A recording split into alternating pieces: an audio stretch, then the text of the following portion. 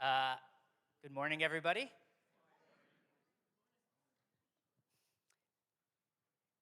The front row it's not Shabbat, the front row. It makes you feel at home. It's Yeah, some of the exactly. front row seats are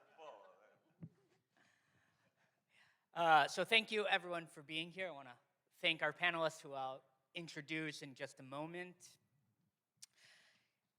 I was thinking I want to share a little bit about Merkaz, but I thought it would be appropriate to begin that we held our first Merkaz event in February of 2024, and it was a long time in the making. And I had asked those panelists the summer before, in the summer of 2023. And the topic that I wanted to talk about was the rabbinic pipeline crisis, that Jews are not going to the rabbinate, maybe non-Jews are not either. And pulpit rabbis, what? And rabbis are leaving the pulpit, and of course, then October 7th happened, and while we did talk about the rabbinic pipeline problem, October 7th hovered over that entire event, as it has for all of us every day since. And I was thinking about that because I asked this panel to come before the hostages were released and before the truce was put in place, and I just wanted to acknowledge that we're still in a moment, quite a moment, a fraught time and crisis, which we'll talk about in a moment. But at the very least, the hostages have been returned, and I think that ought to be acknowledged. Perhaps Mandani will hover over this discussion. So I just wanted to say that. For those who are new to Merkaz, it's really a project that lets me explore questions that I don't get to address as a pulpit rabbi. A sermon is an inadequate way to explore things at best, if only because the audience is limited, but the work of synagogue life is fairly limited to the care and the concerns of that community. But also because as a rabbi and as a community, we don't get to be in conversation with other Jewish leaders and hear what is animating them and what is motivating the Jewish life that we're living, there are factors behind that we might not be aware of. And it's because we don't get to be in conversation with leaders and with communities beyond our own. And that was one of the ideas about Merkaz. In the programs that we've had so far, we have addressed the pipeline problem with rabbis. We've talked about how philanthropy shapes Jewish life. We had an event last year about what was on the minds of Jews and Jewish voters ahead of the presidential election. And in each one of these events, we have talked about the fears that are motivating our institutions. We've also launched 2 podcasts, Leaflet Drops and Shul, and You Are Doing It Wrong, both of which you should listen to and give 5 stars. But they're all a part of the same effort to bring conversations about Jewish leadership, about Jewish institutions out into the open, to bring out the things that might be opaque, but that we need to be discussing both as leaders and as laity, and do it together. Merkaz, which means center, aims to be a true center, a space to question what it means to be Jewish, to reimagine what synagogues and Jewish institutions can be and what they ought to be. And the hope is that it makes better leaders, which will lead to better communities and will ultimately lead us to understand what Judaism is here for, which is to help us lead better lives. And today continues that work. I wanted to bring people who operate outside of the familiar Jewish ecosystem of schools, shuls, and federations, and the institutions that we think of more often when we are involved with Jewish life. But the institutions whose work deeply shape how we lead our lives as Jews and as humans. And especially in this incredibly fraught moment that we find ourselves in with war, crisis, anti-Semitism, and real political upheaval, I wanted us to try to think about how we can move beyond fear and return to looking to Judaism for what it was created for, which is to provide meaning in our lives and to help us answer the inherent difficulties of living in the world. And if for no other reason, then things are not going back to where they were, okay? We are in a disruptive moment, and that is going to continue. So we ought to be able to figure out how to live. So now let me introduce our panelists. And if you've been here before, you know I'm not a big fan of long bios, especially since with this crew, we could be here all day with the bio, but I'll just share what they do, their job title, and then play a little Jewish geography. Rebecca Powell is the program director at Resetting the Table and is a member of Road Faith Tzedek. And this program really began with Hannah, I don't know where she is, and I talking with Rebecca about this idea. And the date has moved about 700 times, and Rebecca has been incredibly flexible and thoughtful and helpful this entire time, and that's just who Rebecca is. So I'm incredibly thankful that you're here, but also a member of Road Faith Tzedek. Claire Sufrin is the Director of Research and Publication at the Shalom Hartman Institute of North America, where she is the editor of Sources, their journal, and also, I'll give a plug, has also hosted Identity Crisis, one of Hartman's podcasts, as a guest host, and those have been some of the best episodes, and I always listen to that podcast. It's always good, so listen to those, and my life from the time I was about 5 or 6 has always had at least one Sufrin in it. And one of the joys of becoming a rabbi is that Claire and I have become colleagues, and I've gotten to know Claire, who was always the elusive Sufrin to me. So thank you. You can. It's because I'm old. I wasn't going to bring that out into the open. That was going to be below the surface. And lastly, Rabbi David Russo, the director of the Wexner Heritage Program. Some of you might know him also as a former rabbi at Anshe Emet. David's so many things. One, that seat was occupied until last week by Rabbi Ben Berger, who is also wonderful. And sadly, his father, Harris Berger, passed away, so he couldn't be here. And Dave stepped in, but in case you're worried about his ego, Dave has been asked to be on these panels many times before. And Ben is wonderful, but I think this is a one-to-one. Dave and I shared a counselor room at Camp Vermont, and then the next summer he was my boss. And we also went to rabbinical school together. So thank you. So I want to just briefly have you go around and share in just a couple sentences what the mission of your institution is and what drew you to that work, and what else we might need to know about you. Rebecca, I'll just start with you. Hi, everybody. Fun to see lots of familiar faces. So Resetting the Table is an organization dedicated to dialogue, learning, and deliberation across charged political differences.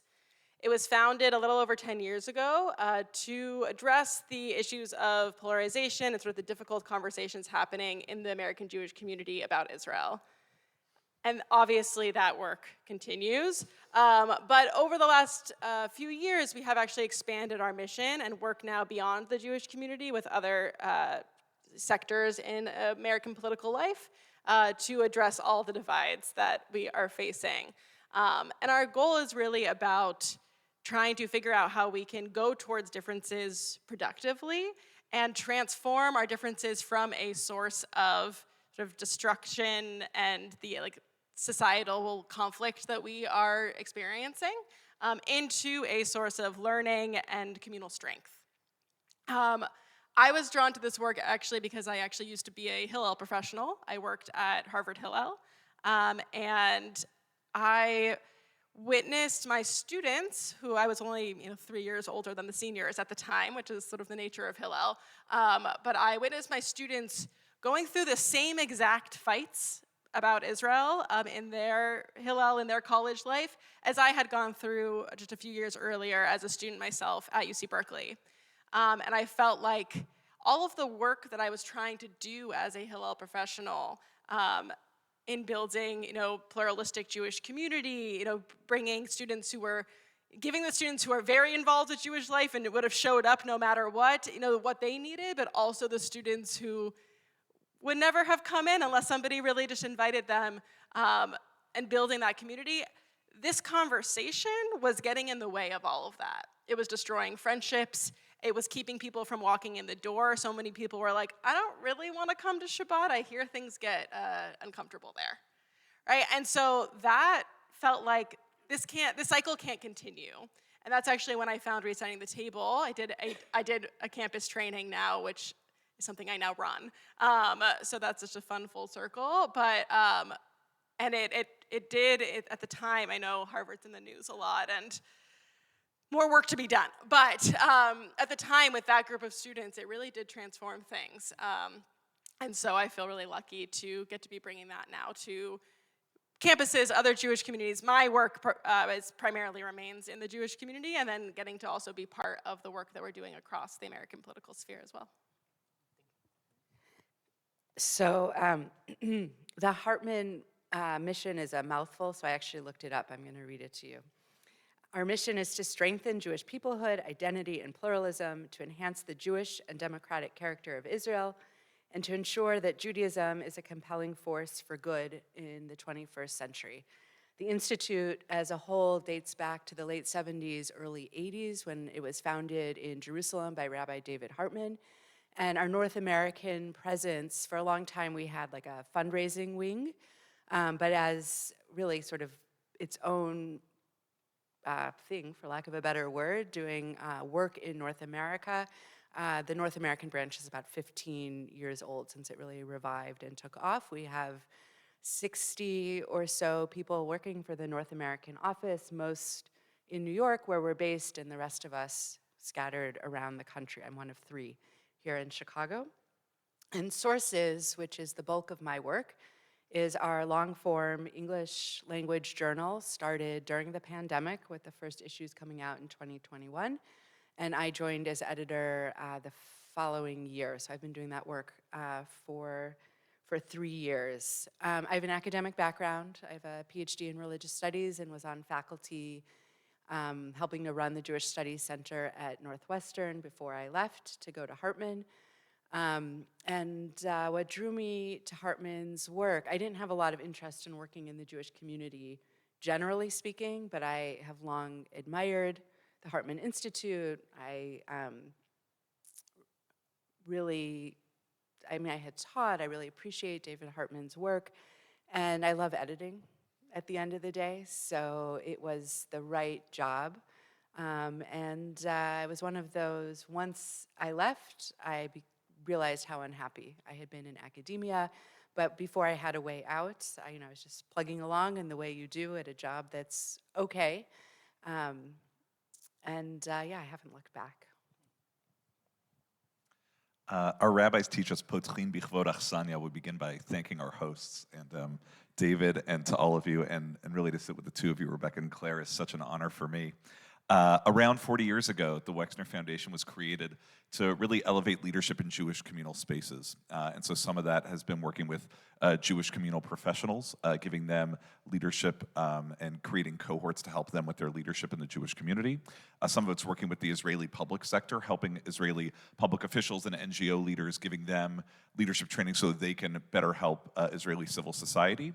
And then the part of the Wexner Foundation that I run is called the Wexner Heritage Program. And for 40 years, we have created cohorts in various communities around North America that are meant to represent a cross-section of each community. So if it was a cohort in Chicago, we want people from the north suburbs and the south side and the west suburbs, and from my area, my neck of the woods, Lakeview, and want people who are conservative and reform and orthodox and unaffiliated, and want people who are going to be the next chair of federation and people who have never heard the word federation before.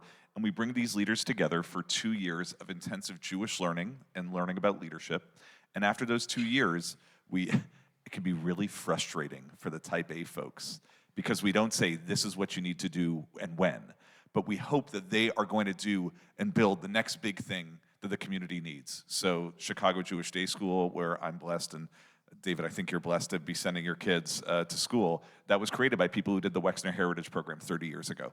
So I personally benefit from the program that I run, and I get to see people like Rebecca, who was just accepted to the Wexner Davidson Fellowship, and then we get to work with these incredible people who get to do this great work in the world. I am emblematic of the rabbinic pipeline crisis, because I am so lucky that I was at Anshe Emet for 11 years and then I left. And I still go there as a congregant. But the reason that I left and to be in the role that I'm in is because it really is it's a dream job where I get to, and Anshe Emet was a dream job and I loved it. But now I get to work with communities around North America, with leaders that are just doing such incredible work in their communities, and to be a bit of a shadchan, a matchmaker. When one community is trying to figure out how they can do endowments in a better way for their Jewish day school, I can say, oh, I actually know the person who did that in this community, and to match them up. So I get to help communities figure out how they want to make change for the better, and it's an honor to be here. Thanks for having me. Thank you. That was great. And we all did it in your 2 sentences, so we nailed it.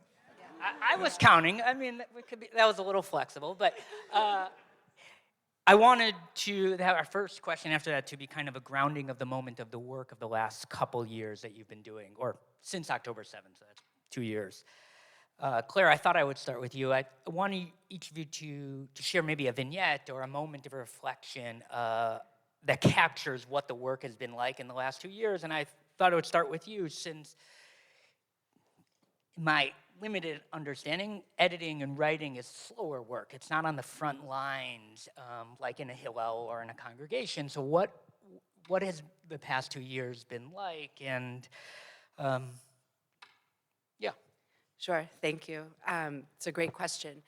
And I think that there's 2 aspects to the question. And one is, what was it like immediately after October 7th? And one is, what has it been like since then? What are the sort of the patterns that you see? And immediately after October 7th, it was actually an incredibly challenging moment. Any event that happens to which there's a strong immediate reaction is really, really hard for a journal like Sources. We come out 3 times a year. So I can tell you right now, I'm working on the issue that will come out in December. The articles that I'm editing, one of them first came in over a year ago, and we've been going back and forth. We're not designed to respond to things like October 7th.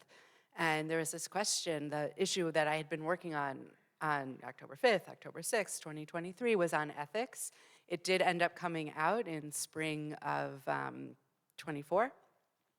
But what were we going to do? So we actually dropped everything, which is what happened across the Hartman Institute. We redesigned the curriculum for our teen fellowship, Shabbaton, which was happening at the end of that October. We dropped everything we'd been planning and redesigned the Shabbaton completely to support the 180 teens who were coming with just the immediate stuff they were going through, that we were all going through. And we decided to do a new issue. It was called Israel at War. We turned it around in about 6 weeks, from inviting people to write until it appeared. And we did it only online, because the journal is always in print and online, and that's the one issue we did only online out of this sense of urgency.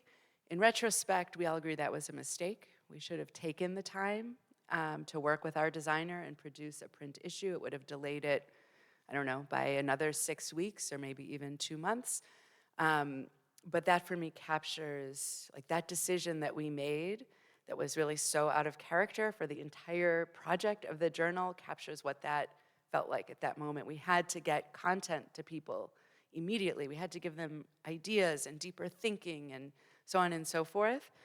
And then since then, there has not been, I don't know whether there's been a single article, I'd have to go back and check, that didn't mention October 7th, but there's certainly not been an issue that didn't touch on it. That ethics issue that was put on pause ended up having a whole section on the ethics of the war, 4 articles that would not have been ethical questions otherwise. And our most recent issue on community, this is the final vignette that I'll give.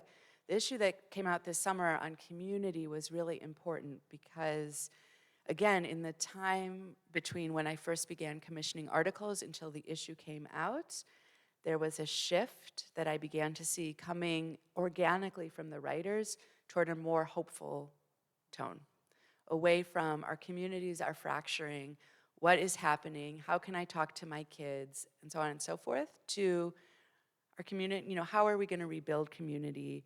What are the ties that are reforming? What are the new things that we're learning?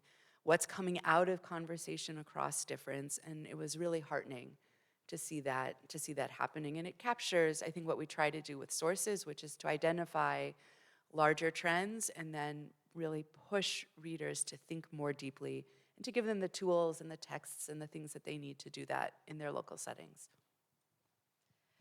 Dave, I'll ask you same question about what was that immediate moment like, and what has it been like since? But I also was thinking, have people in the cohort looked to you less as program director, but more as rabbi? I was wondering what that dynamic is like. Yeah. My brother's an Israeli tour guide, and for tour guides in the last 5 years, they went from COVID and not having tourists to then it's starting to build back up, and then October 7 and all of the roller coaster ride that was.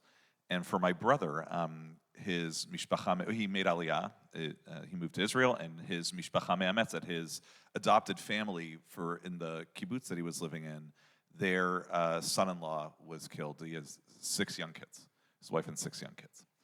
And, when starting to think about, I think, the impact of October 7, not everybody, either in our community that we have right here in this room, but many of us, we have a family member or a friend or a colleague for whom something has happened.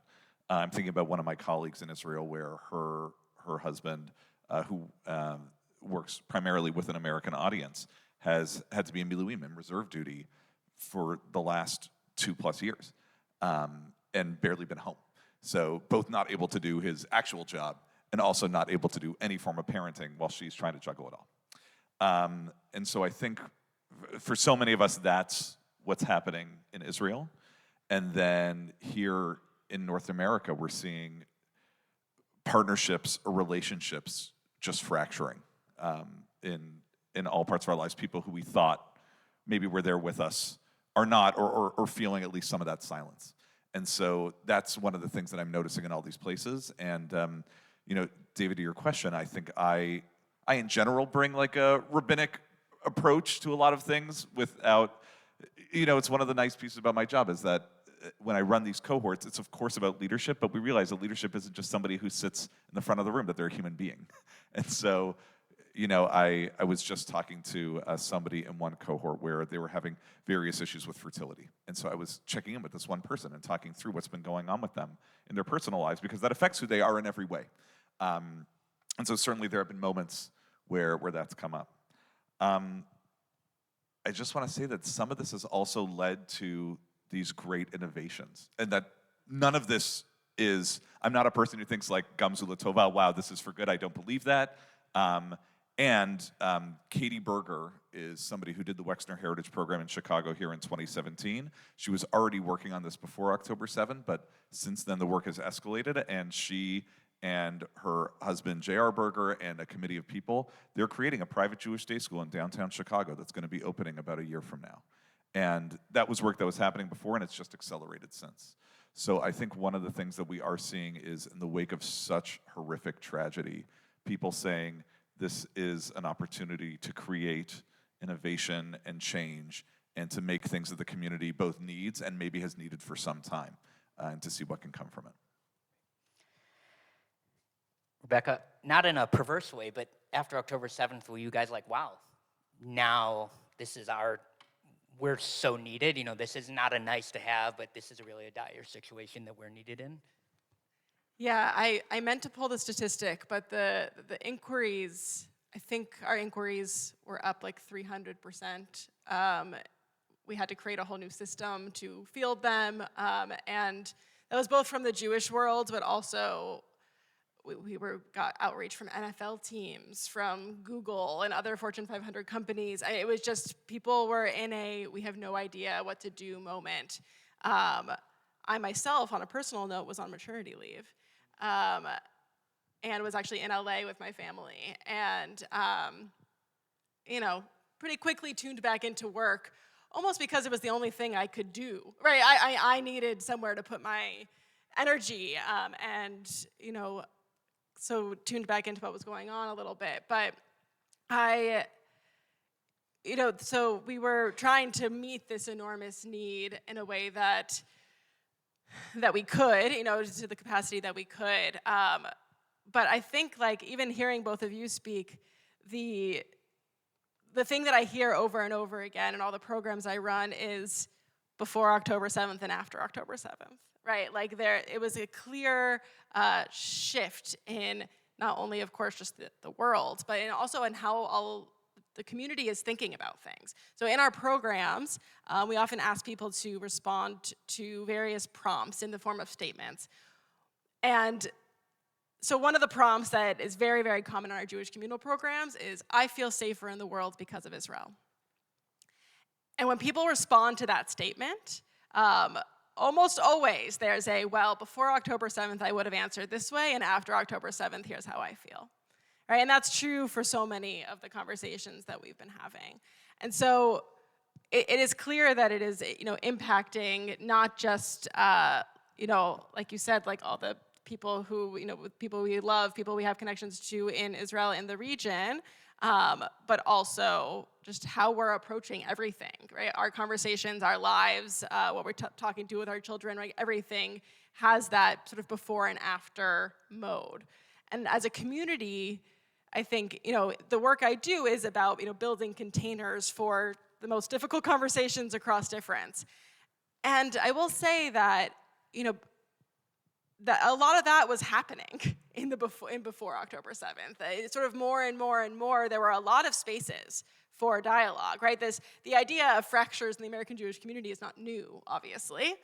And in the immediate moments, right, Claire, like you said, things have gone, we've had a whole 2 years, right? We're not in the same place we were then. In that immediate moment, there was a little bit of a fight or flight, right? A lot of those spaces shut down. A lot of the interfaith work that people were doing stopped. And there was a little bit of a looking inwards and saying, like, we got to sort of put up some defenses. But since then, right, there has been a little bit more of, we're going to open up, we're going to start having this dialogue. And I find that in the work I do, specifically with Jewish professionals, where the point, you know, we're training them to be able to facilitate some dialogue in their own communities, and that is very good. And I think that sometimes the most valuable thing that we're doing for them is giving them a space to talk themselves. Because we hear over and over again, like, I haven't said this out loud in 2 years. I haven't talked about this. And just giving people a space to say, like, okay, let's have this conversation that so many of us are holding inside of us, is a little bit of, like, the direction that I think we're all recognizing, right? We need to. In your sermon, I think so many sermons these high holidays was about this, right? It was about the need for more dialogue, for rebuilding some of the community dynamics that sort of were lost in that moment of fight or flight.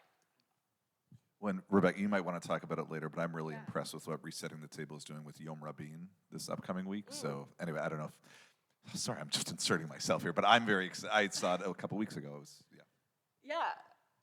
Well, so I have to give credit for the sake of argument. It really is their program, another one of our colleagues in the space. But yeah, just sort of, it's become, I don't know, maybe it's the last 2 or 3 years of this idea of creating a dedicated day for, Jewish communal dialogue. And so there's actually a few organizations that have provided resources for hosting some of those dialogue events in your own community. But just to try to figure out, like, let's get this conversation going and let's start doing some of that communal work that we need to, like I said before, like, not let these conversations get in the way of all the other Jewish community we want to build, but also recognize that, like, they are part of the community we are building, right? The differences are not going away, right? We're not going back to before, like you said, right? But like, these things are not going away, and we find over and over again, and until we address something head on and we figure out how to do it well, it's just going to keep coming back, right? So we really need to figure out how to have those conversations and create that container for it to go well. Can I also jump in for a moment? I want to actually go back before David interrupted. Just to say that... I feel like I'm at home. Perfect. That one of the things that I probably believe more than anything else is that historians 100 years from now will understand us better than we understand ourselves. I felt that really during COVID, and I think the effect of COVID on the world, that we will not understand it the way future generations looking back at us will. And one question that I think historians will debate is just how much October 7th changed Jewish life and changed the Jewish community. And it may prove in time not to change us as radically as it feels like it has right now. I mean, I wish I could know the answer to that, but it may not prove to be as radical as the destruction of the Second Temple or the Holocaust or these other events around, that we generally agree radically changed Jewish life. This may or may not be that, and we have to make our way either way. But I think your comment that there are continuities is really important. Great, thank you. That's a perfect segue. I mean, I want to turn not so much to the personal and the internally focused, but to how we shape our communities and the work that goes beyond. And so Dave, I want to know, I'm interested in inclusion and pluralism and red lines, and have you and your institution, those red lines changed. But I'm really interested, the work of a pulpit rabbi in a synagogue is different than Wexner in that anyone can join a synagogue, for better or for worse. But with the communities that you form, you guys choose that, and you screen who they are. So one, what is that process like? Did it change? And looking on the Wexner website, there's an Israeli flag at the top. Can someone who's an avowed anti-Zionist join a cohort, and what does that look like? Oh, it's funny. The Israeli flag, I think if you click on it, just takes us to the Israel page, which I think does it all in Hebrew, but that's I didn't click. An interesting thing that I didn't even clue on it. It says something also about me that it's just an implied piece that I don't even think about. Like when you're at the line at Kiddush getting bagel and cream cheese, and you see that person who you're like, oh, that person, they are so right-wing, or that person, they are so anti-Zionist. And it's so easy to build a narrative, and you're not going to sit at the table with them, right? And then you're going to see something, and then I might see something that this person posts on Facebook, like, oh, can you believe they posted that? And I'm going to comment. Don't do it. But it's so easy for us in shul, because the nice thing about shul is we're meant to be this big tent where we have all these people and anybody can come, and also, like, it might be your best friend or it might be the person that you see once a year on Rosh Hashanah, and that's it. And it's very different in the program that I run, where we are selecting people through this very rigorous process where they have to submit an application, they need to be interviewed, and whenever we interview somebody, if it's somebody who codes in some way as left-wing, one of the questions that I or our interview panel will ask is, what will it be like for you for 2 years to sit around the table with somebody who you think is your biggest opponent, who's the right wing, farthest right? Somebody's on the far right, I say. What's it going to be like? You might be sitting next to somebody who you see as anti-Zionist. They may or may not identify as that, but you may see them as that. What's it going to be like for you to sit around the table with them for 2 years? And what I found over my experience here is actually the range of political diversity is much less significant than how willing the people are in terms of their personality traits to learn from somebody who's different from them. So I'm thinking about one cohort where there's actually, I'm not gonna say who, I'm not gonna say where, but there's with very limited range of political diversity. They're actually like, they all voted for probably the same person in the last election. And they have a very low threshold for disagreeing. Not that low, it's still, they still can tolerate a lot, but they get much more worked up about especially Israel politics than a lot of other places. And then I'm thinking about a different cohort where we have somebody who is pretty much as far left as many of you could imagine in this room, and then somebody who is as far right as many of you could imagine in this room, and they are actively seeking to learn from one another. They are actively trying to figure out, oh, how can I get this different perspective because I can't get it anywhere else? And so that's where, well, I'll tell you, it's really hard in shul life, and I don't envy the role that you're in, David, and so many of you who are in synagogue leadership, whether here or in other synagogues. And the question is, can we actually get people to actively lean into learning and listening from one another? I mean, that's the question.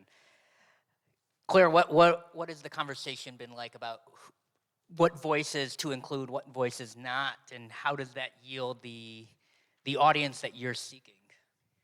So I spend the most time working with writers to make sure that they don't write too academically. It ends up being far more difficult and taxing than worrying about red lines.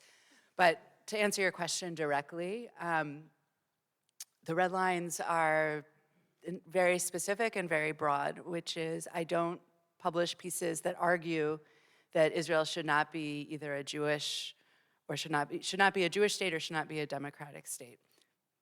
That's it. If you hold those views and you want to write about something else entirely, no problem. Like, you're not inherently, off limits. I had a writer ask me recently, can I quote from Sapir in my article? Because I know Sapir is much more right-wing. Of course you can. Like, we are a pluralistic institution. We're not afraid of ideas. And we don't platform ideas that cross our red lines, but we're not afraid of engaging with them. Sapir is another journal. Yes, sorry, Sapir is one of our competitors. A They're lesser publication. They're very good. One of the other journals. Rick, I'm wondering, what are the limits for a discussion, both for individuals, but also for an institution that's participating, and has that changed since October 7th? So we are not an independent convener, right? We're always working with a community to bring people together. So we're always, working with who is in your community, and we as an organization, there's no red lines that we have set. And like you said, the scope of what people believe is, a good conversation is going to be had if people are willing to come and listen to one another, right? And sometimes they're not willing to, and we facilitate, and then they do. But that's part of the job. But I think that when it comes to red lines, something that is really front of mind for us is that we are living in a moment of incredible perception gaps.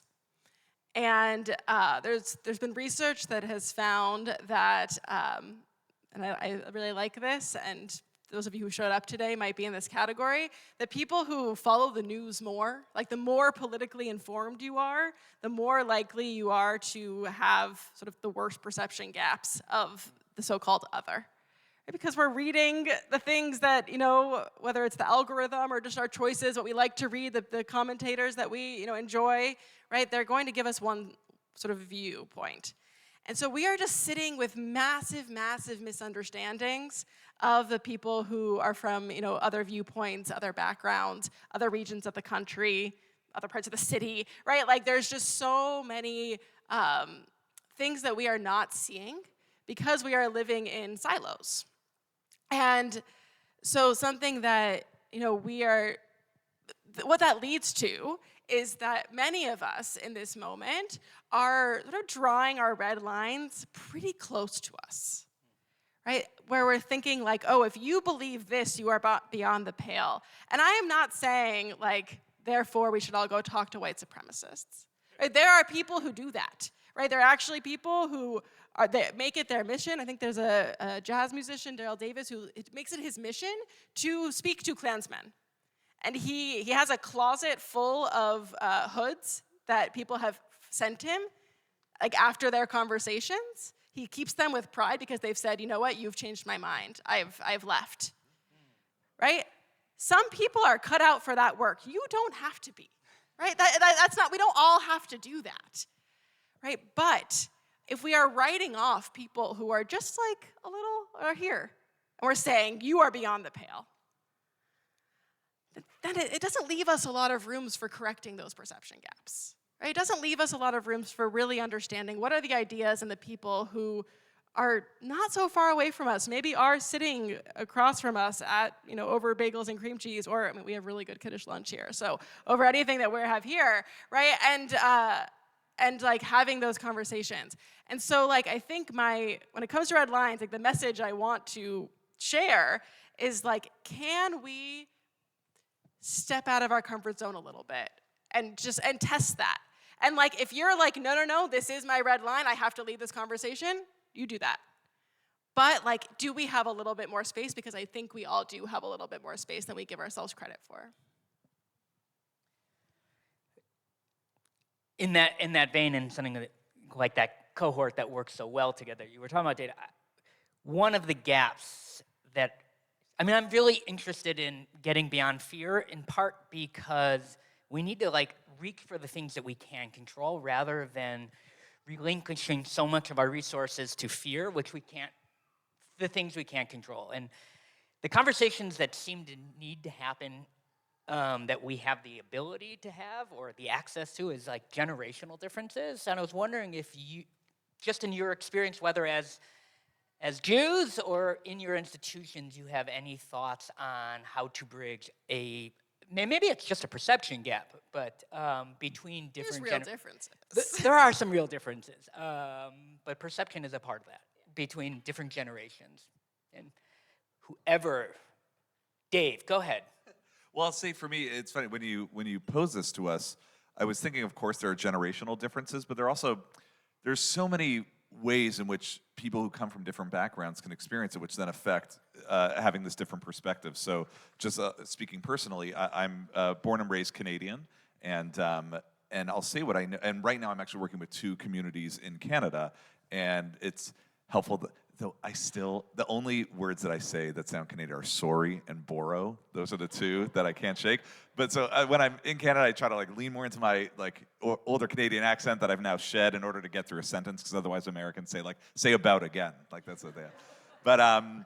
But what I'll say is I notice, for instance, when I work with Canadian Jews, it's just very different than working with American Jews, where most Canadian Jews are much closer to descendants of the Shoah, of the Holocaust. So that affects so much of their outlook on the world, whereas fewer American Jews are direct descendants of the Shoah.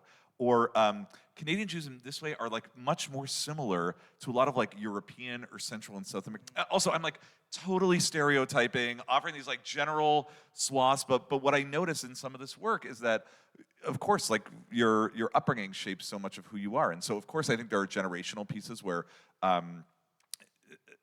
people, if you were alive during the 6-Day War, you might have a very different view of Israel if your first experience of going to Israel was around the time of the Second Intifada. So those pieces are going to be really different, but I also notice it could be just all different kinds of backgrounds. And so one of the also things that has been meaningful about creating these cohorts is we want people there was this one cohort where I jokingly called it was like the UN of groups. We had this one person who's Hungarian and one person who's French and one person who's from Mexico and one from Venezuela. And it was so interesting for them to speak to a group that was otherwise American born and raised, because they were offering very different perspectives on what's going on. So I didn't actually fully answer your question, but I think, of course, they're the generational pieces, but there are all other kinds of lenses which can shape our perspectives and views. It was a very rabbinic response. Can I piggyback on it a little bit? For me, generational differences in experience are so important. And this was not my observation, but it was one that was really helpful to me, which was the reminder that people today in their 20s have really only known Netanyahu as the Prime Minister of Israel. So I was in college in the late 90s, It was such a hopeful time. We had a Friends of Israel APAC affiliated group on campus. All they did, really, other than sit around and have fun, was they planned an Israel Day at Hillel once a year, where they would create a shuk, and we would eat falafel in the kosher dining hall. That was what it meant to be pro-Israel, and there was no conversation around it. It was such a non-issue, and this, I don't know, last 10 years, 15 years, whatever, has been such a rude awakening for me to realize that my experience is the exception. And that what students are going through now on college campuses is historically, for American Jewish college students, much more the norm. And that my parents' stories about sort of everyday anti-Semitism that they experienced growing up, that I poo-pooed because it was so foreign to me, not that they were right all along, but how lucky I am that I didn't have their experience, but also that my kids' experience will be more like my parents' in terms of being Jewish in America than it was like mine. I try to always bear that in mind. I will say, I tend to have the kids are all right kind of a take on things. The kids are strong.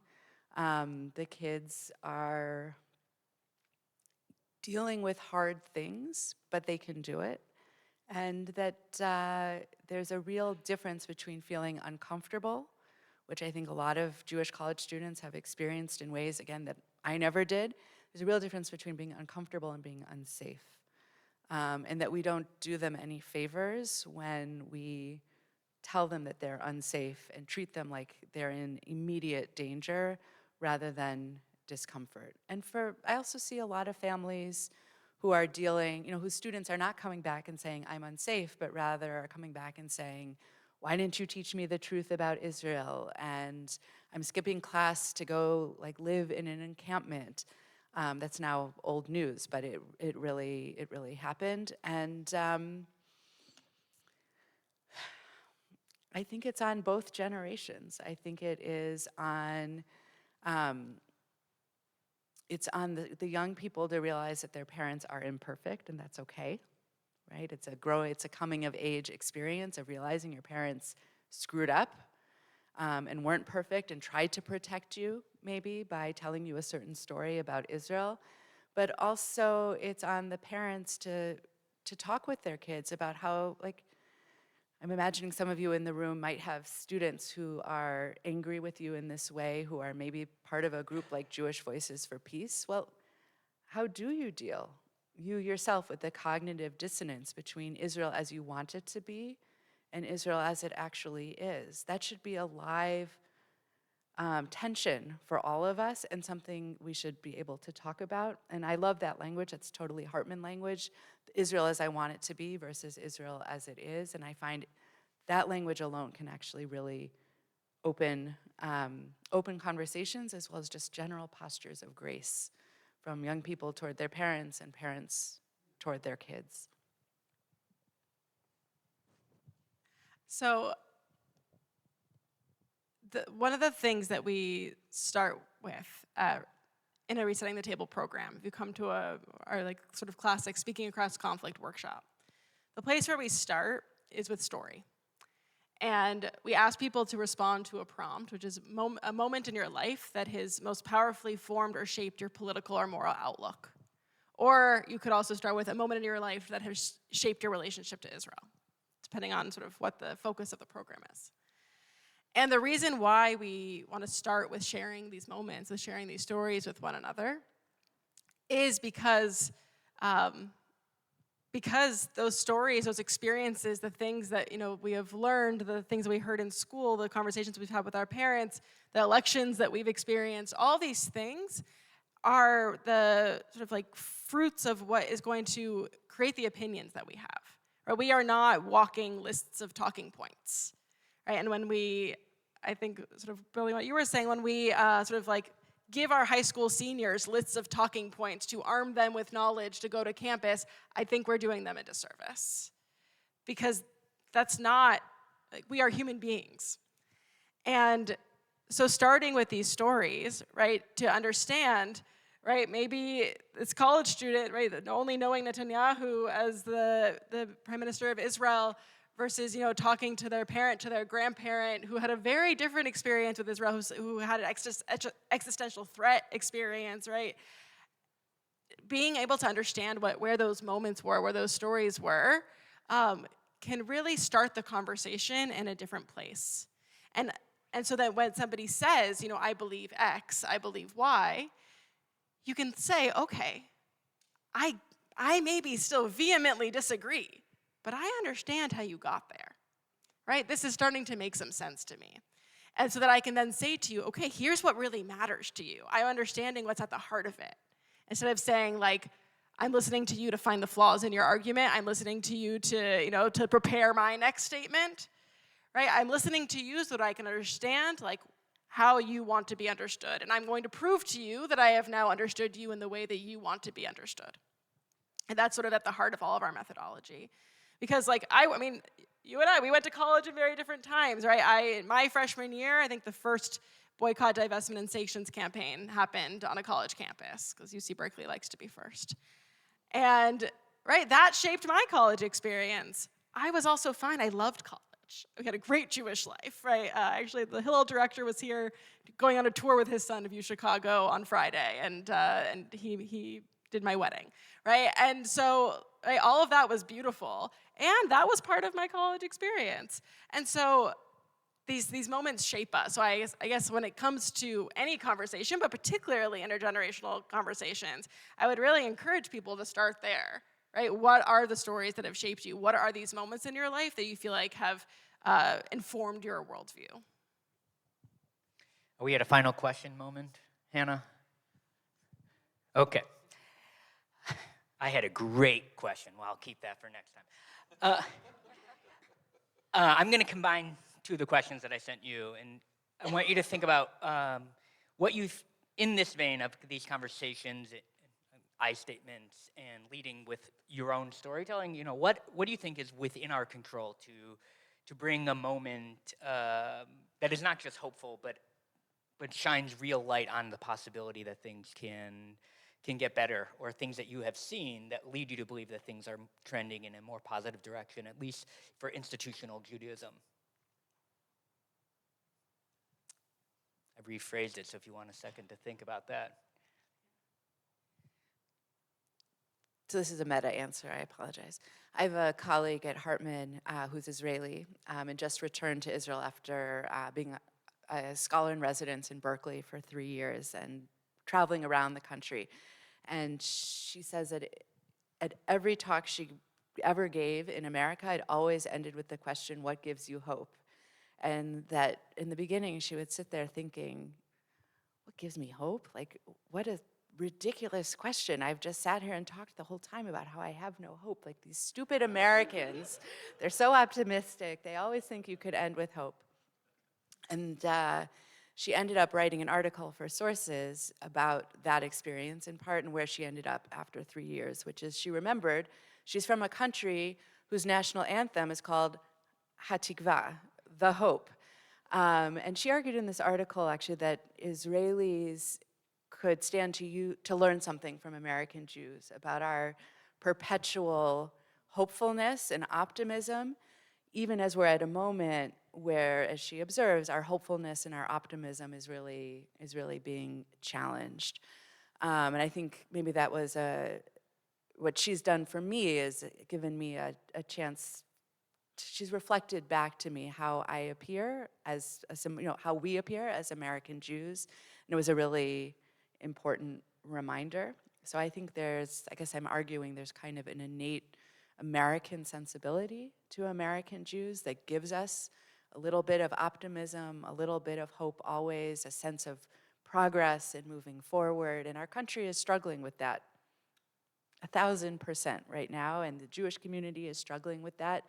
But I do think it's a part of who we are, and that we shouldn't lose it, and we should remember it, and we should identify it where we see it.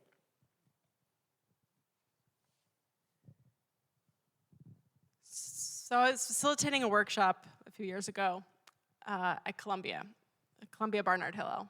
And there were two students who I knew from the staff were at odds. They were, in fact, the presidents of warring Israel groups. I think one more sort of J Street affiliated, one more AIPAC affiliated. And they were together in that same activity I just told you about, sharing what we call life maps, sharing these moments from their life that have shaped their political and moral outlook. We come back together in the debrief, and they said, we had basically the same story. Like, almost word for word. It was both a moment from summer camp, these were like 20-year-olds, and they couldn't believe it, right? They were like, we had the same story. And yet, the same story is what led us to these very different outlooks. And it was such a softening moment. And that was before October 7th. That was actually the last workshop I ran before the world shut down for COVID. And I think about those two girls a lot because that happens a lot in our program. So a more recent one over at Brandeis, something very similar happened. This was just a few months ago, where these two students who were both very involved with Brandeis Hillel, and the polls, it's not J Street and AIPAC anymore, right? One of these students identifies as an anti-Zionist, was part of the encampments, was one of the leaders, and a very committed Jewish student. And the other student, I think, was the leader of maybe the conservative Minyan, and the two of them, they used to be Minyan leaders together. And they had stopped talking. They hadn't talked in months. And they were at this program together. And they were put in a group together. And I think they weren't put in the story group together. They were put in we're going to talk about the issues group together, now that we've learned some skills. And they were talking, and they were talking, and they were talking. And they went up to the facilitator afterwards, and they said, we're going to keep talking. We used to be really close. And now we feel like we have a way forward. And so these are small individual moments, right? I also have stories of institutions that have changed, right? All these things, but it's those moments of, you know what? We have real differences, and we can get through them and come out the other side. Those are the moments that I really hold on to, that are giving me a lot of hope and a knowledge that we can't move forward. I was going to share a similar story, and I think I will. In this one cohort, we have these two people who also, actually, in the end, one's like sort of J Street and AIPAC, which like doesn't represent nearly the far breadth of diversity, but they were at a point where they couldn't talk to each other. And it was one of the things that happened, which they didn't even realize that they did to one another. One of them said in the course of a conversation with the whole group that Menachem Begin was a terrorist. And what that person didn't know, with this person who he couldn't stand, he named one of his sons after Menachem Begin. And so these are just people in every way are talking past each other. And these two people, their spouses, and other members of the cohort. So I want to build on your story. It's sometimes, in order to get past it, you need that good person who can tell you, hey, maybe you need to look in the mirror for a second.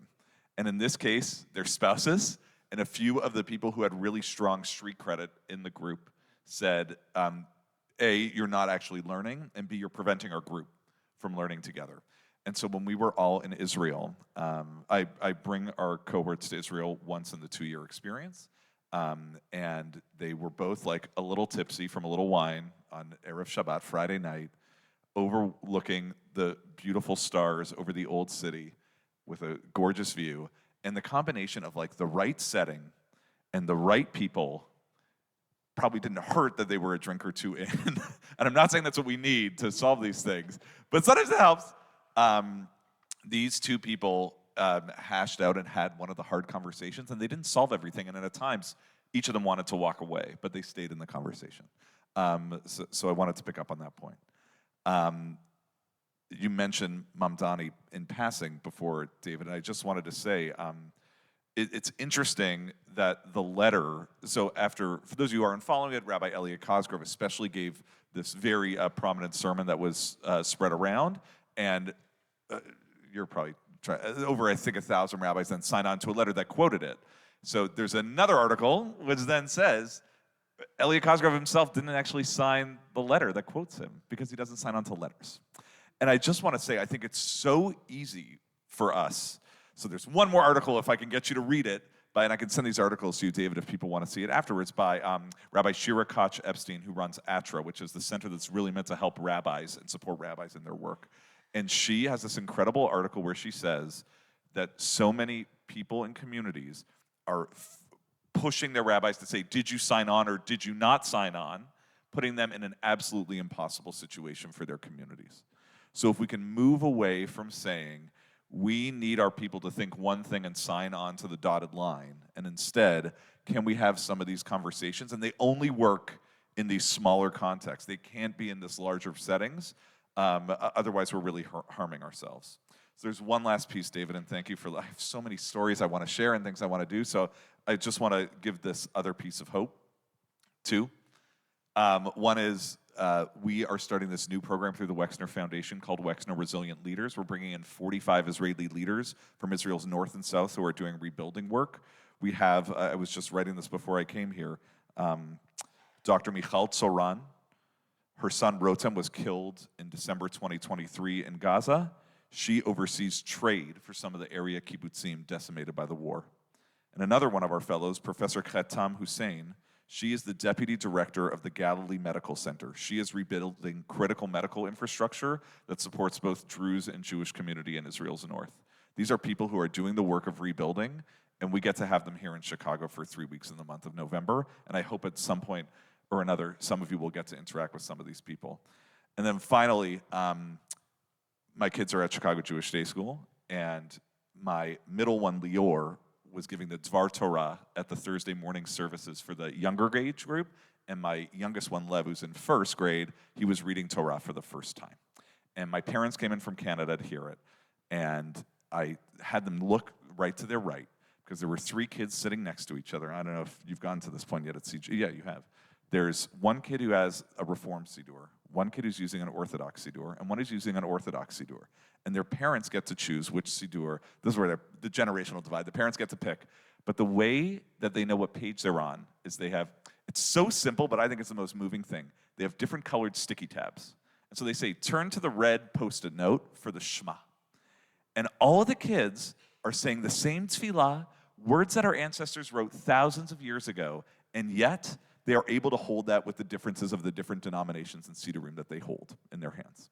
And so what would it be like for us to be able to create these communities in which we can hold these different Siddurim, but we can have these sticky tabs to help us in some way be on the same page? Great. Thank you. Just wrap up real quickly. One, the hope question, I didn't want to ask it. I was compelled, and I'm glad that I was, in part because of each of your answers. Reform, Conservative, Orthodox Siddur. You said Orthodox twice. There's. I forgot my own. It's good. One of the reasons I wanted to be doing this is conversations break down the perceptions. They break down the walls that we need to be doing that work. And you know, each of the colleges that you mentioned that you did the work at, they're all at universities that have a big Jewish community. You didn't talk about what happens at the Hillel at University of Montana. And there's a reason, because when you're in a smaller place, there's a need to find those stories and to cut through the bullshit, okay? And sometimes it's not bullshit, sometimes it's real difference. But we know that we need to do that work. And thanks for the plug, telling people not to put pressure. I don't sign things. Because we need to make up our own minds. And we need to find the people to have those conversations with, not who look and sound like us, but who are different, and challenge us to be better. And having people like you up here goes a long way for all of us to be able to expand what we know and to really inform us and figure out how we can be better. And that's a hope. That's a hopeful moment. And genuinely didn't want to ask that question. And I am so happy to those in this room who compelled me to ask that question. because I, at least in this very moment, am feeling a lot more hopeful. So I want to thank you, Rebecca, Claire, and Dave. This was really wonderful. And I want to thank you for being here. If this is your first event or you've been to all of them, this is a joint conversation. And that conversation will happen right now once we step off the stage, Bima, and we continue that. So thank you. I hope you have a wonderful weekend. Thank you so much. Thank you.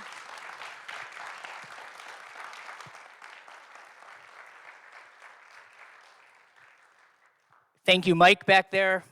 And thank you, Aaron, Hannah, and Rachel. And food is still out there, so go enjoy.